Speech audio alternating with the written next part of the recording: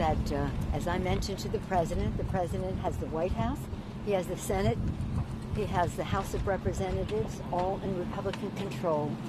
He has the power to keep government open. Instead, he has admitted in this meeting that he will take responsibility.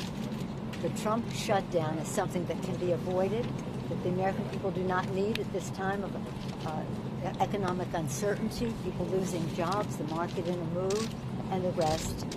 It's a luxury. The Trump shutdown is a luxury the American people cannot afford. I told the president, our leader, distinguished Senate leader, will talk about 2 proposals we made to the president.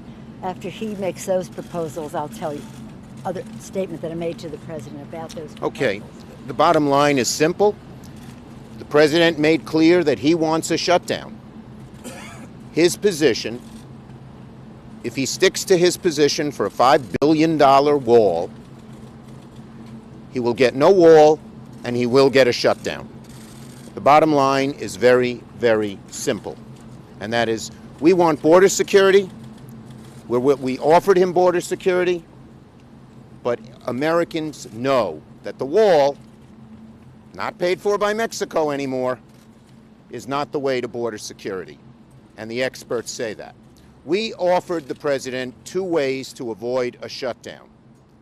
First, pass the 6 other appropriations bills that have been agreed to by Democrats and Republicans and do a 1-year extension of the Homeland Security bill by what's called a CR, which just funds it the same way it funded it last year. Or do a 1-year CR for all 7 remaining appropriations bills.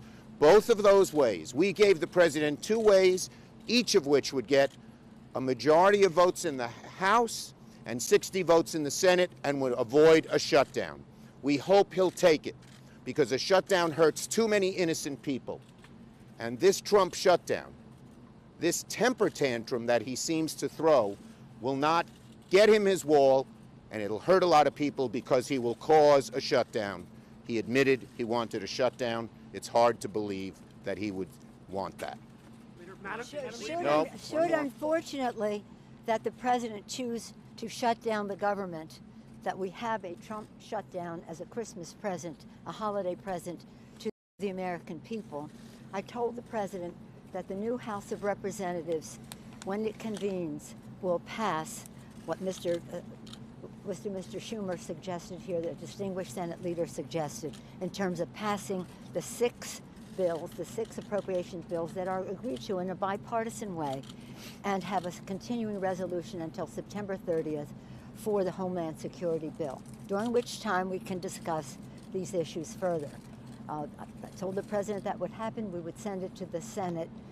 He says, oh, we can pass it in the House, his bill right now in the House. He does not have the votes in the House to pass whatever his agenda is with that wall in it.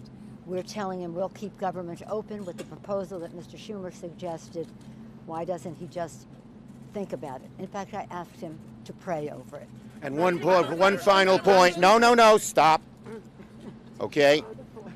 One final point. The $1.3 billion that we gave him last year for border security, no wall, but border security, less than 6% of has been spent. They haven't even spent last year's money, and now they're demanding much, much more this year.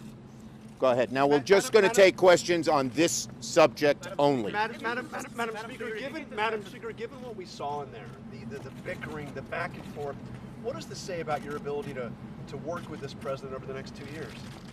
Well, I told the president, as I've said over and over again, this new Congress will be something different from the Congress we have now. It will be a Congress of transparency so that the American people can see, not passing a tax bill with $7 trillion impact on the economy in the dark of night, speed of light, so nobody can see what it is without hearings or any expert opinions on it. So it'll be about transparency. It'll be about reaching out, extending the hand of friendship to work in a bipartisan way to find common ground where we can, stand our ground, as Thomas Jefferson said, like a rock, where we can't, and about honoring the guidance of our founders, e pluribus unum, from many one. We didn't come here to divide, we came here to unify. And we extend that hand of friendship to him, which he seemed to like that course of action. If he does not accept that hand of friendship, we still will be who we are, dignified, respectful of the institution that we represent in the Congress, and honoring the vision of our founders. Well, I thought it was unfortunate. I will just say this, you want to know if it was more productive behind the scenes. I hear some of the reporters saying, Fox reporters saying, why did we not want transparency in this discussion? We didn't want to contradict the president when he was putting forth figures that had no reality to them, no basis in fact. We have to, if we're going to proceed in all of this, have evidence-based, factual, truthful information about what works and what doesn't. I didn't want to, in front of those people, say, you don't know what you're talking about.